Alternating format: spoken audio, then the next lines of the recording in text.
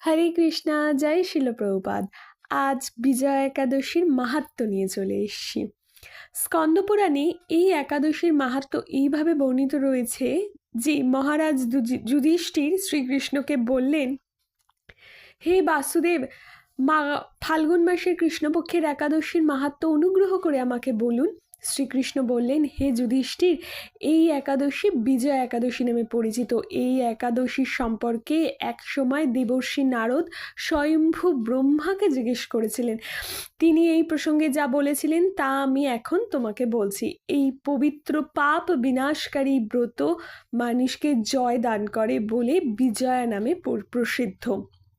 পুরাকালে শ্রীরামচন্দ্র 14 বছরের জন্য বনে গিয়েছিলেন সীতা ও লক্ষ্মণের সঙ্গে। তিনি পঞ্চবটি বনে বাস করতেন। সেই সময় লঙ্কাধিপতি রাবণ দেবী সীতাকে হরণ করেন। সীতার অনুসন্ধানে রামচন্দ্র চতুর্দিকে ভ্রমণ করতে থাকেন। তখন মৃতপ্রায় জটায়ুর সাথে তার সাক্ষাৎ হয়। জটায়ু রাবণের সীতাহরণের সমস্ত বৃত্তান্ত রামচন্দ্রকে জানিয়ে মৃত্যুবরণ করে। এরপর সীতা উদ্ধারের জন্য বানররাজ সুগ্রীবের সাথে তিনি বন্ধুত্ব স্থাপন করেন। ভগবান রামচন্দ্রের কৃপায় হনুমান লঙ্কায় গমন করেন। সেখানে অশোক বনে সীতা দেবীকে দর্শন করে শ্রীরাম প্রদত্ত অঙ্গুরীয় বা আংটি তাকে অর্পণ করেন। ফিরে এসে শ্রীরামচন্দ্রের কাছে লঙ্কার সমস্ত ঘটনা ব্যক্ত করেন। হনুমানের এই কথা শুনে রামচন্দ্র সুগ্রীবের পরামর্শে সমুদ্র তীরে যান।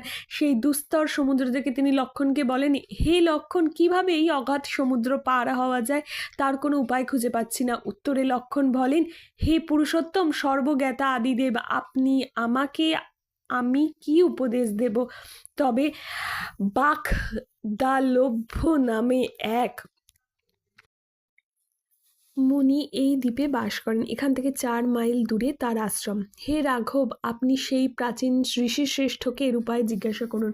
লক্ষ্মণের মনোরম কথা শুনে তারা সেই মহামুনি আশ্রমে উপনীত হলেন। ভগবান রামচন্দ্র ভক্তরাজ সেই মুনিকে প্রণাম করলেন। মুনিবর রামচন্দ্রকে পরাণ পুরুষ বলে জানতে পারলেন। আনন্দ ভরে জিজ্ঞাসা করলেন, হে রামচন্দ্র, কি কারণে আপনি আমার কাছে এসেছেন তা কৃপা করে বলুন। শ্রীরামচন্দ্র বলেন, হে মুনিবর, আপনার কৃপায় সৈন্যসহ আমি এই সমুদ্র তীরে উপস্থিত হয়েছি। রাক্ষস রাজে লঙ্কা বিজয় করাই আমাদের প্রধান উদ্দেশ্য। যাতে এই ভয়ঙ্কর সমুদ্র উত্তীর্ণ হতে পারি তার উপায় জানবার জন্য আমরা আপনার কৃপা প্রার্থনা করি। মুনিবর প্রসন্ন চিত্তে পদ্মলোচন ভগবান শ্রী রামচন্দ্রকে বললেন, হে রামচন্দ্র, আপনার অভীষ্ট সিদ্ধির জন্য যে শ্রেষ্ঠ ব্রত করণীয় তা আমি বলছি। ফাল্গুন মাসে কৃষ্ণপক্ষের বিজয়া একাদশী ব্রত পালনে আপনি নিশ্চয়ই সৈন্যসহ সমুদ্র পার হতে পারবেন। এই ব্রতের বিধি শ্রবণ করুন। বিজয় লাভের জন্য দশমীর দিন সোনা, রূপা, তামা অথবা মাটির কলস সংগ্রহ করে তাদের জল ও আম পাতা দিয়ে সুগন্ধি চন্দনে সাজিয়ে তার ওপর সোনার নারায়ণ মূর্তি স্থাপন করুন। একাদশীর দিন যথাযথ প্রাতঃস্নান করে কলসের গলায় মালা পরিয়ে চন্দন পরিয়ে উপযুক্ত স্থানে নারকেল ও গুবাক দিয়ে পূজা করবেন। এরপর গন্ধ, পুষ্প, তুলসী, ধূপ, দীপ, নৈবেদ্য ইত্যাদি দিয়ে পরম ভক্তি সহকারে নারায়ণের পূজা করবেন। হরিকথা কীর্তনে সমস্ত দিন যাপন করবেন। রাত্রি জাগরণ করবেন।